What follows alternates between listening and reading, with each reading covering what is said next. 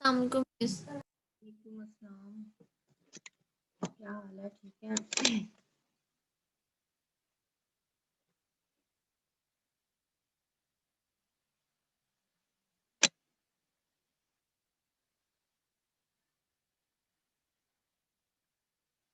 आज क्या हुआ है? आज आ ही नहीं रहे हैं। रोज का यही काम है।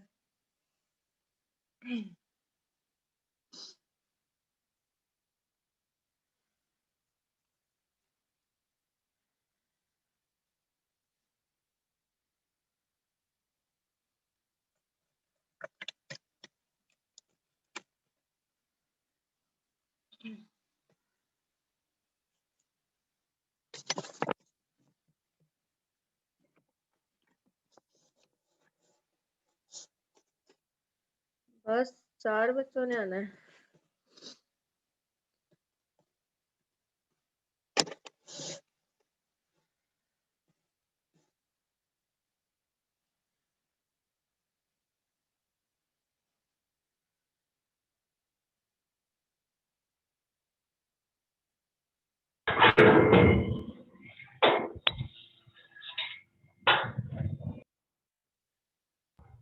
अस्सलाम वालेकुम मैम।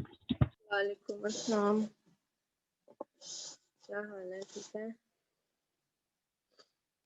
अल्हम्दुलिल्लाह मैम, आप सुनाएं। देर क्यों करते आने में? मैम आज टेस्ट था ना, इसीलिए मतलब वो लिख रहे हैं स्टूडेंट।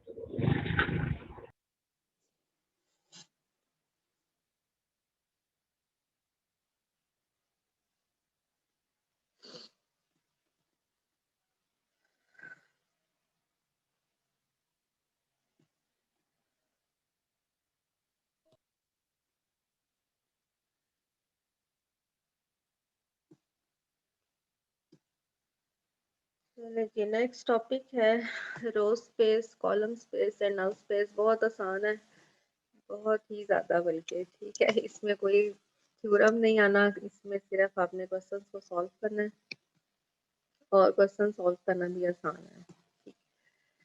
अगले जो दोनों टॉपिक है इस चैप्टर के, वो दोनों ही आसान है। Row space, column space and null space. ठीक है। डेफिनेशन है पहले, for n m cross n matrix A the vectors r one. पहली रो से हमने एक वेक्टर बना लिया, दूसरी रो से हमने एक वेक्टर बना लिया, मतलब कि रो वेक्टर हमने बनाते गए। इसी तरह से हमारे पास जो लास्ट रो है वो कौन सी है? आर एम हमने ये भी लिख लिया। ठीक है। मैट्रिक्स था, उसकी सारी रोज के साथ हमने क्या किया है? वेक्टर बना लिए हैं। In R n that are form from the rows of A are called row vectors of A. यहाँ पर हमने आर एन मेंशन किया है, रोज हम एम लिख रहे हैं, लेकिन जो हम लिख रहे हैं यहाँ पर आर डायमेंशन एन डायमेंशनल लिख रहे हैं। इसकी रीजन क्या है? यहाँ पर आप देखें कि रो में फर्स्ट रो है, इसका ऑर्डर कितना है?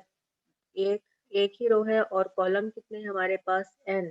ठीक है। सेकेंड रो है, इसका ऑर्डर भी क्या है? 1 क्रॉस एन। ठीक है, रो का हमने ऑर्डर लिखा है, रो वेक्टर का। इसी तरह से जो आर एम है, इसका ऑर्डर कितना है? 1 क्रॉस एन। ठीक है। तो हर रो के अंदर जितने हमारे पास कॉलम्स बन रहे हैं, ठीक, कॉलम हमारे पास कितने हैं? एक रो वेक्टर के अंदर हमारे पास जितने कॉलम है वो कितने हैं? एन। मतलब कि जो एलिमेंट्स की तादाद है वो कितने हैं? एन। ठीक है, तो ये एन डायमेंशनल होगा। रो है तो इसमें आपने क्या लिखना होगा? इसकी डायमेंशन कितनी होगी? आर एन होगा, ये एन डायमेंशनल है। ठीक है। In R n that are form from the vectors of from the rows of A और कॉल्ड रो वेक्टर्स। इसी तरह से इस मैट्रिक्स ए के हम कॉलम भी बना सकते हैं। कॉलम बनाएंगे, फर्स्ट कॉलम आएगा A11 A21 up till AM1। पहला कॉलम लिख लिया। दूसरे कॉलम के साथ भी हमने क्या किया? एक वेक्टर बना लिया। इसी तरह से लास्ट में हमारे पास जो कॉलम कौन सा है? वो nth कॉलम है, तो लास्ट कॉलम से भी हमने क्या किया है? एक वेक्टर बना लिया है। ठीक है। इनमें एलिमेंट्स की तादाद कितनी है? इनमें एलिमेंट्स की तादाद हमारे पास m है। ठीक है, लास्ट एलिमेंट है, ये कौन सा है? m है। therefore ये इन आर एम होगा। सही है। In R M from the columns of A are called the column vectors of A। Matrix था m क्रॉस n का, इसकी रोज, हर रो के साथ हम एक वेक्टर बना सकते हैं, हर कॉलम के साथ हम एक वेक्टर बना सकते हैं। जहाँ पर सिर्फ जो बात नोट करने की थी वो ये थी कि यहाँ पर आपने rn लिखना है और यहाँ पर आपने rm लिखना है। ठीक है, कॉलम के लिए रो, जितनी रोज की तादाद है वो लिखनी है, और जब आप रो वेक्टर बनाएंगे तो उसमें हमारे पास जितने कॉलम्स की तादाद है हम वो लिखेंगे। एग्जाम्पल है, row and column vectors of a 2 cross 3 matrix. दो रोज हैं और 3 कॉलम है। हमने क्या करना है कि हर रो के साथ एक वेक्टर बना लेना है। r1 पहली रो से वेक्टर बना लिया, r2 जो है वो दूसरी रो से वेक्टर बना लिया। इसी तरह से जो कॉलम्स हैं वो कौन से हैं, c1 कॉलम है, c2 कॉलम है और c3 कॉलम है। तीनों कॉलम्स के साथ हमने एक एक वेक्टर बना लिया है। These are the row and column vectors of a 2 cross 3 matrix। हमारा काम यहाँ पर खत्म है। नेक्स्ट है रो स्पेस। अभी हमने सिर्फ रो वेक्टर पढ़ा है, अब जो हमारी डेफिनेशन आ रही है वो किसकी आ रही है, रो स्पेस की। ठीक है, रो स्पेस क्या चीज है, if A is an m cross n matrix then the subspace of R की पावर कितनी है, n है। ठीक है, ये बात अभी हम डिस्कस कर चुके हैं कि अगर आप रो मैट्रिक्स लिख रहे हैं तो आपने यहाँ पर क्या लिखना है, जो कॉलम्स की तादाद है r n डायमेंशनल होगा। Spanned by the row vectors of A is called the row space of A। एक हमारे पास मैट्रिक्स है, मैट्रिक्स का ऑर्डर कितना है, m क्रॉस n। उनकी सारी रोज को हमने अलग अलग कर दिया, r1 r2 अब टिल हम कहाँ तक चले गए, rn तक चले गए। ठीक है, सारी रोज को हमने अलग अलग कर दिया और हमने क्या करना है अब के रो वेक्टर्स के साथ रो वेक्टर्स क्या करेंगे, स्पैन कर देंगे। ठीक है, सारी रोज को अगर हम इकट्ठा करके लिख लें, इसी का रिवर्स प्रोसेस अगर हम करें कि ये हमारी गिवन है r1 r2 r3, इनको इकट्ठा करके लिख दें तो ये हमारी वेक्टर स्पेस इस वक्त a है, ये a बन जाएगी। तो ये जो रोज है r1 r2 up till rm, ये सारी क्या कर रही है, ये स्पैन कर रही है, किसको किसको स्पैन कर रही है, इस वक्त मैट्रिक्स A को स्पैन कर रही है। तो r1 r2 up till rm के साथ हमारे पास क्या बन रही है, एक रो स्पेस बन रही है। ठीक है, if A is an m cross n matrix then the subspace of Rn spanned by the row vectors of A is called the row space of A। In other words, if A is an m cross n matrix then the subspace of Rn spanned by the row vectors is called the row space of A। ठीक हो गया। इसी तरह से column के लिए क्या है, कॉलम के लिए भी यही बात है कि if A is an m cross n matrix, हमने क्या करना है, A के कॉलम्स को अलग अलग कर देना है। ये जो कॉलम्स हैं C1 C2 up till Cn, इनको अगर हम इकट्ठा दोबारा करके इस तरह से लिख लें तो ये हमारी वेक्टर स्पेस बन जाएगी, A बन जाएगा। ठीक है, इसका क्या मतलब है कि ये जो कॉलम्स हैं C1 C2 up till Cn, ये क्या कर रहे हैं, ये स्पैन कर रहे हैं किसको, वेक्टर A को। ठीक है, वेक्टर है, ये इस वक्त मैट्रिक्स A है। ठीक, देयरफॉर ये हमारे पास क्या कहलाएगी, कॉलम स्पेस कहलाएगी। If A is an m cross n matrix, then the subspace of Rm spanned by the column vectors of A is called the column space of A। In other words, A matrix है, then the subspace of Rm spanned by the column vectors के साथ हमारे पास जो space बन रही है वो क्या कहला रही है, वो हमारे पास कॉलम स्पेस कहला रही है। ठीक है, यहाँ तक कोई प्रॉब्लम। नेक्स्ट डेफिनेशन है नल स्पेस की। स्टूडेंट्स बहुत कम होना शुरू हो गए हैं अब, 8 9 10। Null space, if A is an m cross n matrix then the solution space of the homogeneous system of equation Ax equals to 0 which is a subspace of Rn is called the null space of A। Null space की क्या definition है हमारे पास,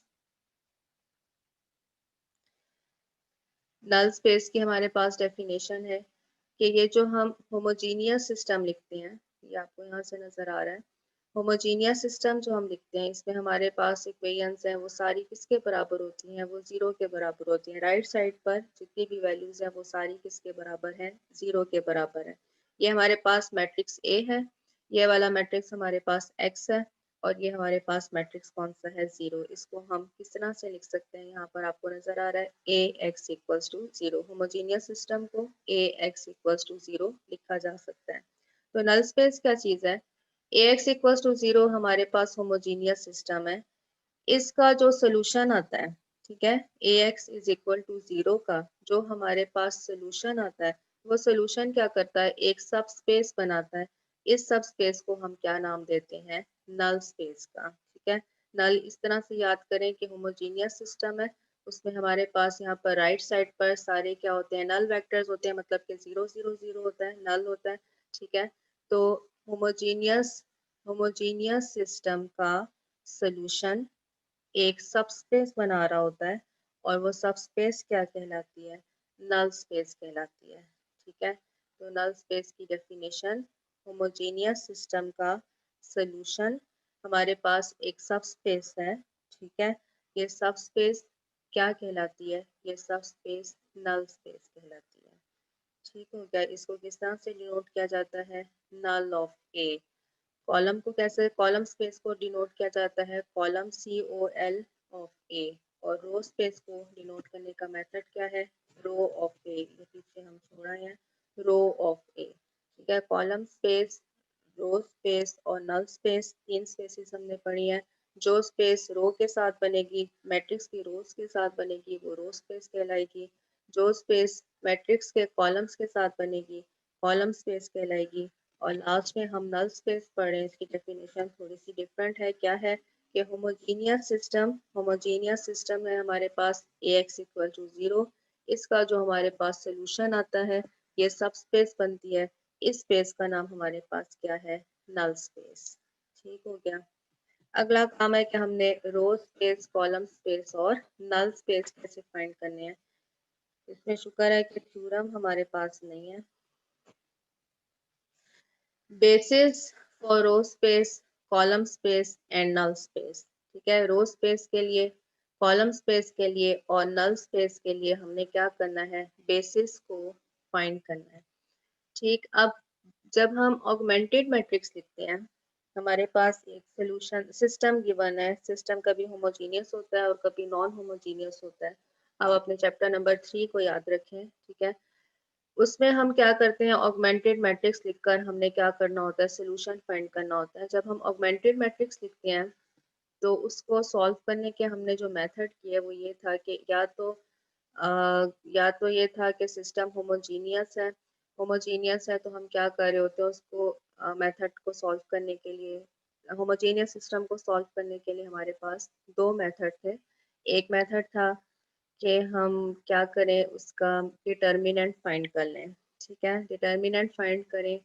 अगर determinant जो है वो non zero आता है, तो इसका मतलब है कि सिस्टम नॉन ट्रिवियल है। लेकिन जब हम उसका सोल्यूशन फाइंड करना चाहते हैं, मतलब कि हमारे पास जो वेरिएबल है X Y Z, homogeneous system का सोल्यूशन फाइंड करना चाहते हैं, तो हम उसको क्या करते हैं, एचेलॉन फॉर्म के अंदर कन्वर्ट कर देते हैं। उधर से हमारे पास वेरिएबल की वैल्यू आ जाती है। ठीक है, जो डिटर्मिनेंट है सिर्फ ये बात बताता है कि सिस्टम का सोल्यूशन नॉन ट्रिवियल है या ट्रिवियल है।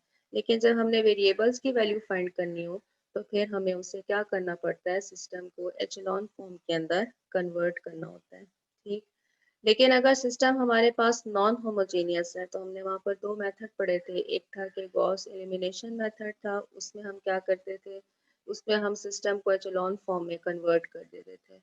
और दूसरा मेथड क्या था, नॉन होमोजेनियस सिस्टम का दूसरा मेथड था, वो था गॉस जॉर्डन मेथड। ठीक है, उसमें हम क्या करते थे, उसमें हम सिस्टम को रिड्यूस एचेलॉन फॉर्म में कन्वर्ट करते थे।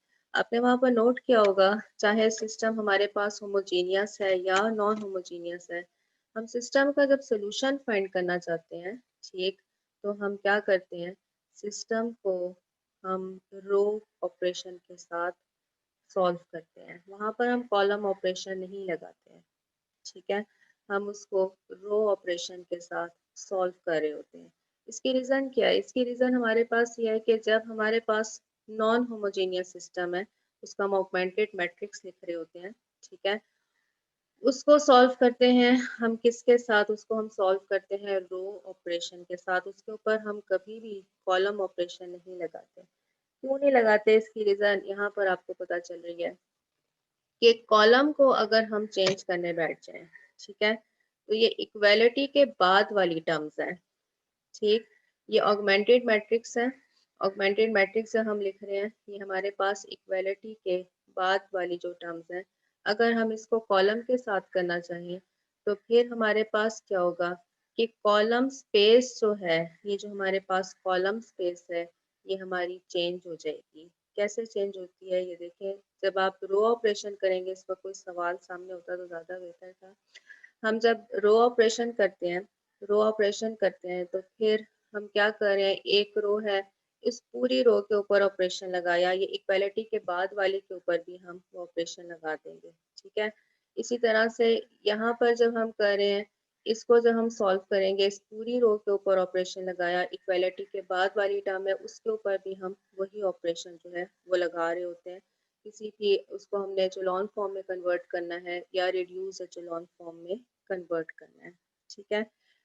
लेकिन अगर हम क्या करें, कॉलम लगाएं, हम इस तरह से अपने मैट्रिक्स पर वापस भी जा सकते हैं। जो ऑपरेशन हमने किए हैं रो ऑपरेशन, वो करके हम अपने मैट्रिक्स पर वापस भी जा सकते हैं, ठीक है। यहाँ पर ये बात कह रहा है कि we know that performing elementary row operations on the augmented matrix of a linear system does not change the solution set of that system, ठीक है। रो ऑपरेशन जो है वो सोल्यूशन सेट को चेंज नहीं करता। आप जब देखें, आप अगर सिस्टम को साइमल्टेनियसली सॉल्व करें, फॉर एग्जांपल हमने कुछ सवाल ऐसे भी किए कि हमारे पास जो सिस्टम था उसको साइमल्टेनियसली हम सॉल्व करते हैं, तो साइमल्टेनियसली जब हम सॉल्व करते हैं तो हम अपने कॉलम्स को नहीं चेंज कर रहे होते, बल्कि हम क्या कर रहे होते हैं कि या तो एक्स को एलिमिनेट करना है हमने, तो हम आपस में उनको मल्टीप्लाई कर रहे होते हैं, हमारे कॉलम्स उस वक्त भी चेंज नहीं हो रहे होते, ठीक है। तो जो साइमल्टेनियसली सॉल्व करें या ऑगमेंटेड मैट्रिक्स लगाएं, रो ऑपरेशन जो है वो कभी भी सिस्टम के सॉल्यूशन को अफेक्ट नहीं करता, लेकिन कॉलम ऑपरेशन सिस्टम के सॉल्यूशन को अफेक्ट कर देगा, ठीक है। इसलिए कॉलम ऑपरेशन हम यूज नहीं करते। इतनी डिटेल में हमें जाने की जरूरत नहीं है। This is true in particular if the system is homogeneous, अगर सिस्टम हमारे पास होमोजीनियस हो जाए तो फिर हम उसको ऑगमेंटेड मैट्रिक्स कैसे लिखते हैं, ए जीरो, ठीक है। ये ए बी के साथ लिखा, बी हमारे पास इक्वालिटी के बाद वाला मैट्रिक्स है, होमोजीनियस में ये किसके बराबर है, ये जीरो के बराबर है। अब आप देखें, जब हम रो ऑपरेशन लगाएंगे तो यहाँ पर जितनी मर्जी आप रो ऑपरेशन लगा दें, ये लास्ट कॉलम के ऊपर कोई भी फर्क नहीं पड़ेगा, क्योंकि सारे ही यहाँ पर एलिमेंट्स किसके बराबर हैं, जीरो के बराबर। रो ऑपरेशन से जो मर्जी रो ऑपरेशन लगाएं, इस पर फर्क नहीं पड़ेगा। लेकिन अगर आप इसके ऊपर कॉलम ऑपरेशन लगा देंगे तो ये हमारा कॉलम जो है ये जीरो जीरो से चेंज होकर कुछ और ही बन जाएगा, ठीक है। इसलिए जो बात याद रखनी है वो सिर्फ इतनी सी है कि रो ऑपरेशन सिस्टम के सोल्यूशन पर कोई फर्क नहीं कर रहा होता है, ठीक हो गया। यहाँ पर थ्योरम के जस्ट दो स्टेटमेंट्स हैं। एक स्टेटमेंट हमारे पास है कि elementary row operation do not change the null space of a matrix. Null space का क्या मतलब है कि हमारे पास होमोजीनियस सिस्टम का जो सोल्यूशन आता है उसको ये अफेक्ट नहीं कर रहा, ठीक है। Every elementary row operation do not change the null space of a matrix. और दूसरा है हमारे पास कि elementary row operation do not change the row space of a matrix, ठीक है। रो ऑपरेशन लगाने से हमारे पास आंसर के ऊपर कोई फर्क नहीं पड़ रहा होता है। फाइंड क्या करना है, काम बहुत आसान है। Finding a basis for the null space, ऊपर आपने ये पढ़ लेना है कि आपने बेस किसके लिए कैलकुलेट करनी है, ठीक है। इस वक्त जो हम बेस कैलकुलेट करना चाह रहे हैं वो किसके लिए करना चाह रहे हैं, नल स्पेस के लिए। नल स्पेस किसके बराबर है, A x equal to zero. इसका जो सोल्यूशन हमारे पास आता है वो हमारे पास क्या कहलाती है, नल स्पेस कहलाती है। Finding a basis for the null space of a matrix, ठीक है। Find a base for the null space of the matrix. Matrix A हमें गिवन है, इसका आप ऑगमेंटेड मैट्रिक्स लिख लें, ठीक है। नल स्पेस को ऑगमेंटेड मैट्रिक्स लिखें तो क्या लिखेंगे, इस लास्ट कॉलम के बाद हम एक और कॉलम लिख सकते हैं जीरो जीरो जीरो जीरो के साथ, ठीक है। ए बी लिखा, ए बी हमें शो कर रहा है कि हम ऑगमेंटेड मैट्रिक्स लिख रहे हैं, सारा मैट्रिक्स वही है। उसके बाद एक लास्ट कॉलम आएगा, क्योंकि ये हमारे पास होमोजीनियस सिस्टम है, नल स्पेस है, नाम से आपको पता चल जाना चाहिए कि ये होमोजीनियस सिस्टम है। ठीक है, 0 0 0 0, लास्ट हमने एक और कॉलम का इजाफा कर दिया है। अब इसको हमने क्या करना है, इस मैट्रिक्स का काम वही है कि इसको हम एचेलॉन फॉर्म के अंदर कन्वर्ट कर देंगे। ठीक है, मैट्रिक्स हमारे पास, इसका हमने ऑगमेंटेड मैट्रिक्स लिखा, इस मैट्रिक्स को हमने क्या करना है, एचेलॉन फॉर्म के अंदर कन्वर्ट कर देना। जब हमारे पास एचेलॉन फॉर्म आ जाती है, तो अब यहाँ पर हम इसका बैकवर्ड सोल्यूशन आप लिख सकते हैं, x1 प्लस 3x2, यहाँ से आ रहा है 4x4, यहाँ से आ रहा है 2x5 इक्वल्स टू 0। अगली इक्वेशन में हमारे पास आ रहा है x3 plus 2x4 equals to 0, और लास्ट इक्वेशन हमारे पास आ रही है x6 इक्वल्स टू 0। ठीक है, यहाँ से हम इसका सोल्यूशन लिखते हैं। x3 x6 की वैल्यू तो 0 है, इसको फाइंड करना है, तो आपको x4 को कोई वैल्यू देनी पड़ेगी। x4 को मैम जी, मैम ये रिड्यूस्ड इचेलॉन फॉर्म में नहीं किया इन्होंने? ये एचेलॉन फॉर्म है।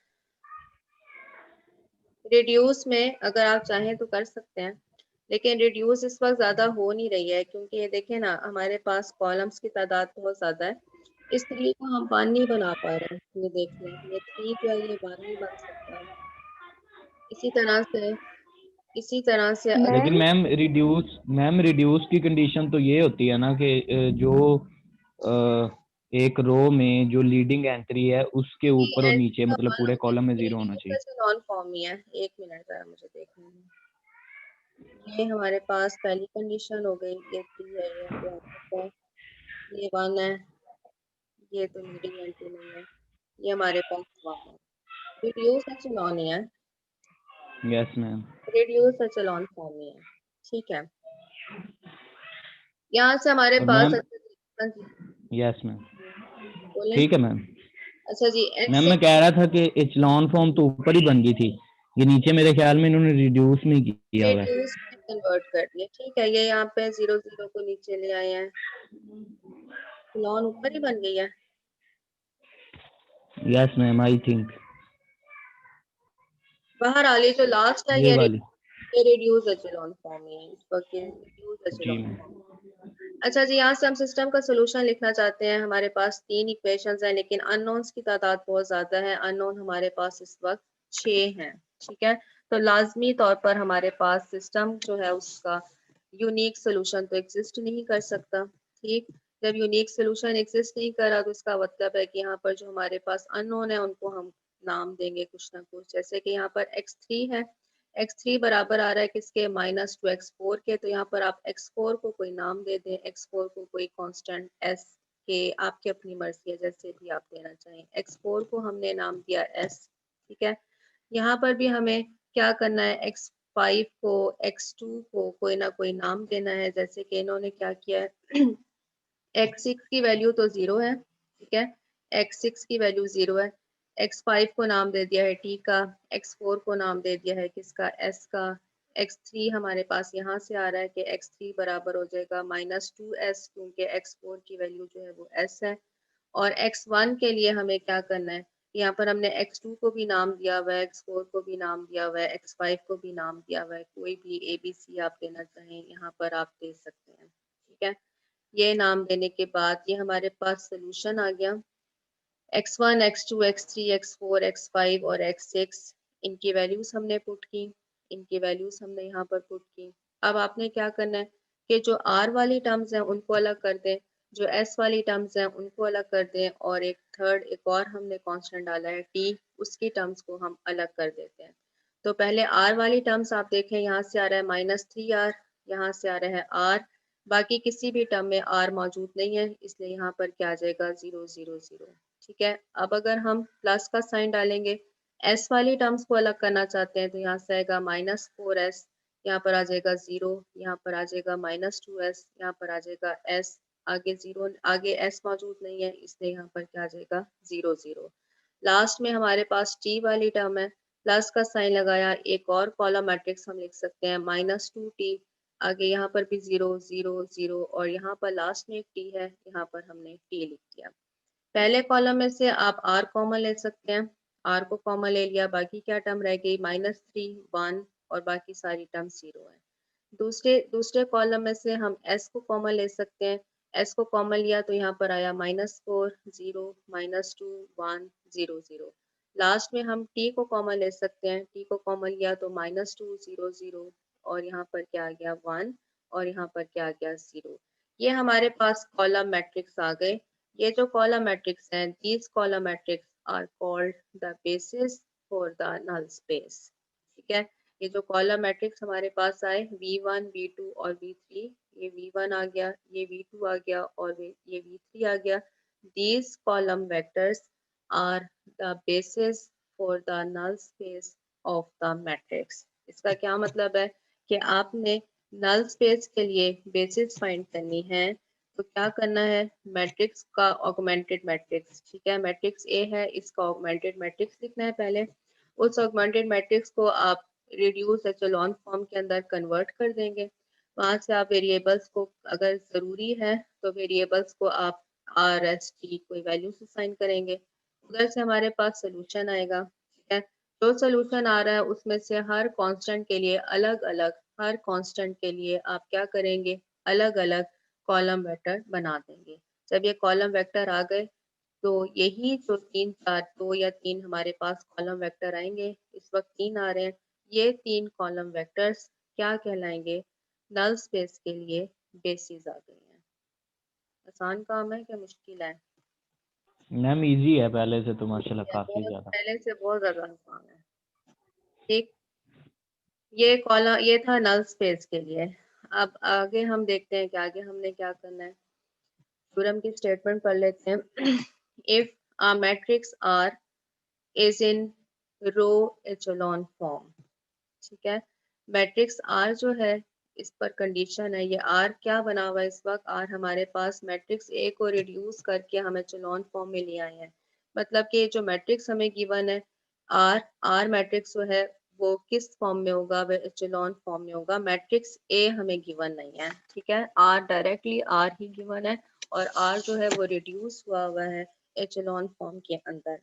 If a matrix R is in row echelon form, then the row vectors with the leading ones, the non-zero row vectors, form a basis for the row space, and the column vectors with the leading ones of the row vectors form a basis for the column space of R। हमें जो ये matrix given है R, ये किस form में given है, matrix R हमें given है, ये कन्वर्ट हुआ है किसके अंदर, एचेलॉन फॉर्म के अंदर। ठीक है, एचेलॉन फॉर्म में ये मैट्रिक्स कन्वर्ट हुआ है। आपने वो वाली रोज लिखनी है, ठीक है, रो स्पेस लिखना चाहते हैं हम, बेसिस लिखना चाहते हैं किसके लिए, रो स्पेस के लिए। तो रो स्पेस के लिए जो बेसिस आप लिखेंगे, आपने यहाँ से वो वाली रोज को सिलेक्ट करना है जिनके अंदर लीडिंग वन मौजूद है। लीडिंग वन आप जानते हैं कि क्या होता है, कि जब हम मैट्रिक्स को एचेलॉन फॉर्म में या रिड्यूस एचेलॉन फॉर्म में कन्वर्ट कर रहे होते हैं, तो जो पहली नॉन जीरो एंट्री हम किसी भी रो में देखना चाहें वो क्या होनी चाहिए, वो 1 होनी चाहिए। तो लीडिंग वन जिस रो के अंदर मौजूद है, पहली रो के अंदर ये वाला लीडिंग वन मौजूद है, इसलिए ये एक हमारे पास R1 आ जाएगा। इसी तरह से दूसरी रो के अंदर ये लीडिंग वन मौजूद है, ये हमारे पास R2 आ जाएगा। तीसरी रो के अंदर लीडिंग वन मौजूद है, इसलिए ये जो थर्ड रो है ये हमारे पास R3 आ जाएगी। R4, R4 में कोई लीडिंग वन नहीं है, इसलिए यहाँ पर हम इसको नहीं लिख सकते, सिर्फ R1, R2 और R3 हमने लिखा। ये R1, R2 और R3 क्या करती हैं, बेसिस बना लेती हैं किसके लिए, रो स्पेस R के लिए। ठीक है, रो स्पेस के लिए ये क्या बनकर रही हैं, बेसिस बना रही हैं। इसी तरह से अगर आपको ये मैट्रिक्स गिवन है, पहले ये कंडीशन देख लेनी है कि क्या ये जो मैट्रिक्स है ये एचेलॉन फॉर्म के अंदर रिड्यूस हुआ है। अगर तो ये रिड्यूस है एचेलॉन फॉर्म के अंदर, इसको हम नाम दे देंगे R का। आपने जस्ट ये देखना है कि किस रो के अंदर हमारे पास लीडिंग वन मौजूद है। जिस रो के अंदर लीडिंग वन मौजूद है वो सारी रोज क्या करेंगी, बेसिस बना लेंगी रो स्पेस के लिए। इसी तरह से अगर ये जो मैट्रिक्स आपको गिवन हो, ये रिड्यूस एचेलॉन फॉर्म के अंदर हो, सॉरी रिड्यूस का वर्ड नहीं है, एचेलॉन फॉर्म के अंदर अगर ये मैट्रिक्स हमारे पास है, तो फिर हमने देखना है कि कौन से कॉलम्स के अंदर लीडिंग वन मौजूद है।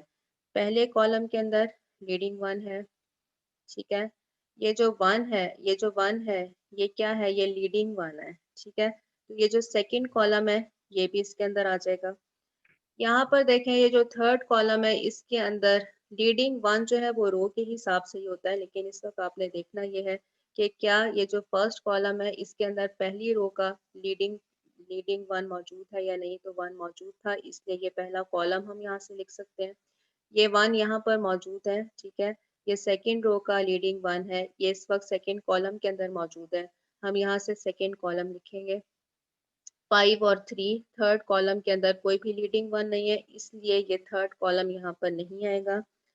फोर्थ कॉलम है, फोर्थ कॉलम के अंदर ये वन है, क्या ये लीडिंग वन है? यस, ये लीडिंग वन है, ठीक है। R3 का ये लीडिंग वन है, इसलिए ये C4 हम यहाँ पर लिख लेंगे। लास्ट जो हमारे पास कॉलम है, लास्ट कॉलम के अंदर हमारे पास कोई भी लीडिंग वन नहीं है, इसलिए ये कॉलम नहीं आएगा। यहाँ से दो कॉलम हमने स्किप किए, एक थर्ड कॉलम नहीं हम लिख रहे और एक हम फिफ्थ कॉलम नहीं लिख रहे, क्योंकि इनके अंदर किसी भी रो का लीडिंग वन मौजूद नहीं था, ठीक है। तो C1 हमारे पास आया 100, C2 हमने लिखा -2 100 और C3 हमने लिखा 0010। ये जो तीन कॉलम है ये क्या कर रहे हैं, ये बेसिस बना रहे हैं किसके लिए, कॉलम स्पेस ऑफ आर के लिए, ठीक है। क्लियर है एग्जांपल? Yes ma'am.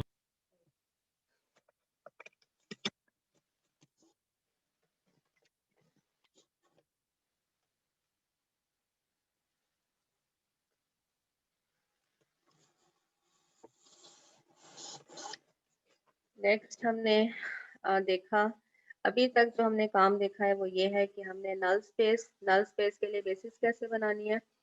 अगर मैट्रिक्स हमें इस फॉर्म में गिवन है कि वो एचेलॉन फॉर्म में रिड्यूस हुआ है, मतलब कि एक की बजाय आर शो कर रहा है कि मैट्रिक्स जो है वो एचेलॉन फॉर्म के अंदर रिड्यूस हुआ है, तो उस मैट्रिक्स के लिए हम रो स्पेस कैसे बना सकते हैं, सॉरी रो की बेसिस कैसे बना सकते हैं, बेसिस को रो स्पेस और बेसिस ऑफ कॉलम स्पेस हम कैसे बना सकते हैं। हमने जस्ट ये देखना है कि लीडिंग एंट्री क्या उस रो में या उस कॉलम में मौजूद है या नहीं, ठीक हो गया। अब नेक्स्ट एग्जांपल थोड़ी सी डिफरेंट हो जाएगी। मैट्रिक्स जो है ए, वो एचेलॉन फॉर्म के अंदर कन्वर्ट नहीं हुआ, ठीक हो गया। Basis for a row space by row reduction, हमने इसके ऊपर अभी रो रिडक्शन मतलब के एचेलॉन फॉर्म के अंदर उसको हमने कन्वर्ट करना है। Basis for a row space by row reduction, हम रो स्पेस के लिए बेसिस लिखना चाहते हैं। ये हमारे पास क्या है, मैट्रिक्स ए गिवन है, ठीक है। मैट्रिक्स ए को हमने क्या करना है, रिड्यूस करना है किसके अंदर, एचेलॉन फॉर्म के अंदर। एचेलॉन फॉर्म के अंदर हमने रिड्यूस कर दिया। अब मेरा ख्याल से ये रिड्यूस एचेलॉन फॉर्म भी बन गई है ना। नो मैम, एचेलॉन फॉर्म ही है। यहाँ पर हमारे पास ऊपर 10 मौजूद नहीं है, एचेलॉन फॉर्म में है। आर इज कन्वर्टेड, मतलब कि हमने जब बेसिस लिखनी है रो स्पेस के लिए या कॉलम स्पेस के लिए, मैट्रिक्स को हमने एचेलॉन फॉर्म के अंदर कन्वर्ट करना है। अच्छा जी, R is a now echelon form, हमने क्या करना है, ए मैट्रिक्स था उसको हमने एचेलॉन फॉर्म के अंदर कन्वर्ट कर दिया है। रो के लिए बेसिस लिखनी है, रो स्पेस के लिए बेसिस लिखनी है, वही पुराना काम है जो अभी हमने किया है। हमने देखना है कि लीडिंग वन कहाँ पर मौजूद है, कौन कौन सी रोज के अंदर मौजूद है। पहली रो में है, सेकंड रो के अंदर भी लीडिंग वन मौजूद है, थर्ड रो के अंदर भी लीडिंग वन मौजूद है, फोर रो जो है उसके अंदर रीडिंग वन मौजूद नहीं है। Therefore R1 R2 and R3 क्या करती हैं, बेसिस बना लेती हैं किसके लिए, मैट्रिक्स ए के लिए। R1 R2 और R3 these are the basis vectors for the matrix A, ठीक है। आसान सा काम है, लेकिन कॉलम के लिए थोड़ा सा चेंज हो जाएगा। यहाँ पर ये सारी थ्योरी हम नहीं पढ़ रहे हैं, सिर्फ इसका मेथड देख रहे हैं। ये बात आप बस एक ही सी बात याद रखें कि जो हमारे पास रो ऑपरेशन है वो सिस्टम के सोल्यूशन पर असर नहीं करता है, कोई इफेक्ट नहीं करता, ठीक है। लेकिन जो कॉलम्स हैं, कॉलम ऑपरेशन अगर आप करें तो वो सिस्टम के सोल्यूशन को इफेक्ट कर देता है। ठीक इस चीज़ को जब हम यूज़ करेंगे कि हम कॉलम स्पेस के लिए क्या लिखना चाहते हैं, बेसिस लिखना चाहते हैं, तो वहाँ पर ये चीज़ जो है वो यूज़ होगी, ठीक है। इसको हम किस तरह से ओवरकम करेंगे ये चीज़ हम देखते हैं। अब हमारे पास एग्जाम्पल 5 है। एग्जाम्पल 5 वही वाली है जो एग्जाम्पल 4 में हमें मैट्रिक्स गिवन था, ठीक है। एग्जाम्पल 4 का जो मैट्रिक्स है वही एग्जाम्पल नंबर 5 के अंदर है। हमने क्या किया, हमने इस मैट्रिक्स को एचेलॉन फॉर्म के अंदर कन्वर्ट कर दिया। एग्जाम्पल नंबर 4 में हमने इसे एचेलॉन फॉर्म के अंदर कन्वर्ट कर दिया था, ठीक है। ये ए मैट्रिक्स है, इसको हमने एचेलॉन फॉर्म के अंदर कन्वर्ट कर दिया। हम क्या करना चाहते हैं, हम बेसिस लिखना चाहते हैं किसके लिए, कॉलम स्पेस के लिए। यहाँ पर इन्होंने ये बात अगेन मेंशन की है कि जो कॉलम ऑपरेशन होता है, ठीक है, जो रो ऑपरेशन हम कर रहे होते हैं वो रोज के ऊपर कोई फर्क नहीं पड़ता, लेकिन कॉलम स्पेस को हिला के रख देता है, ठीक है। तो ये चीज सिर्फ इतनी सी बात याद रखें।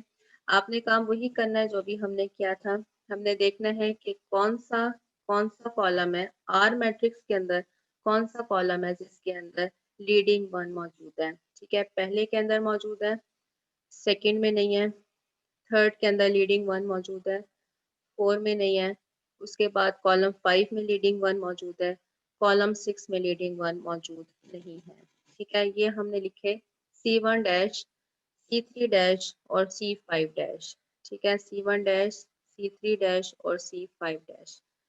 यहाँ पर अब थोड़ा सा काम एक डिफरेंट है, वो क्या है कि जब आपने कॉलम स्पेस के लिए बेसिस लिखनी है, आपने देखना है कि ये लीडिंग वन है, ये कौन कौन से कॉलम में थे, ये हमने मेंशन कर दिया कि C1 में था, C3 में था और C5 में था। इधर से देखने के बाद आपने मैट्रिक्स ए पर वापस आ जाना है, ठीक है। यहाँ से आपने आर जो रिड्यूस एचेलॉन फॉर्म में रिड्यूस हुआ हुआ था उसमें से हमने ये देखा कि लीडिंग वन कौन कौन से कॉलम्स के अंदर मौजूद है, C1 में है, C3 में है और C5 में है। इधर से हमने क्या करना है कि ए मैट्रिक्स पर वापस आना है। ए मैट्रिक्स का ए मैट्रिक्स का हम इसका कॉरिस्पॉन्डिंग, मतलब ये C1 था, C1 में लीडिंग वन मौजूद था, तो यहाँ से आप C1 कॉलम चूज कर लेंगे, 1 2 2 -1, ठीक है। इसी तरह से लीडिंग वन मैट्रिक्स आर में कहाँ पर था, यहाँ पर थर्ड कॉलम के अंदर। इधर से आप मैट्रिक्स ए का भी थर्ड कॉलम ले लेंगे, ठीक है। मैट्रिक्स ए का थर्ड कॉलम ले लिया। लास्ट में क्या है कि लीडिंग वन आर में कहाँ मौजूद है, आर में मौजूद है फिफ्थ कॉलम के ऊपर। अब आप मैट्रिक्स ए का भी फिफ्थ कॉलम ही ले लेंगे, ठीक है। 1 3 और 5 कॉलम आर के थे, यहाँ से भी आपने मैट्रिक्स ए के फर्स्ट, थर्ड और फिफ्थ कॉलम को चूज कर लेना है, ठीक है। फर्स्ट, थर्ड और फिफ्थ कॉलम ये हमारे पास क्या बना देंगी, बेसिस बना देंगी for the column space of A, ठीक है। ये बात समझ आ गई है कि नहीं? मैम ये जो एंड पे हमने कॉलम्स लिए हैं हाँ, C1 C3 एंड C5, मतलब जो लीडिंग एंट्री वाले कॉलम्स थे हमारे ओरिजिनल मैट्रिक्स में, ये हमने क्यों लिए हैं? ओरिजिनल मैट्रिक्स में हम वापस आ गए हैं। रीजन इसकी ये दी जा रही है, ये पहले भी मैंने आपको बताया था कि जो रो रो स्पेस है, रो स्पेस के लिए जब हम बेसिस लिखते हैं तो रो स्पेस के ऊपर आप कोई भी ऑपरेशन लगा दे, रो ऑपरेशन, वो रोज के ऊपर असर नहीं करेगी, ठीक है। मतलब पूरी के पूरी रो के ऊपर वो ऑपरेशन लग रहा है, इसलिए वो रो के ऊपर कोई असर नहीं करती है। लेकिन जब हम रो ऑपरेशन हम लिख रहे हैं, हम काम कर रहे हैं रो ऑपरेशन का, और हम फाइंड करना चाहते हैं कॉलम, कॉलम के लिए बेसिस फाइंड करना चाहते हैं, तो रो ऑपरेशन क्या करता है, कॉलम्स को चेंज कर देता है, ठीक है। रो ऑपरेशन अगर आप किसी मैट्रिक्स के ऊपर लगा रहे हैं, सिर्फ इतनी सी बात याद रखें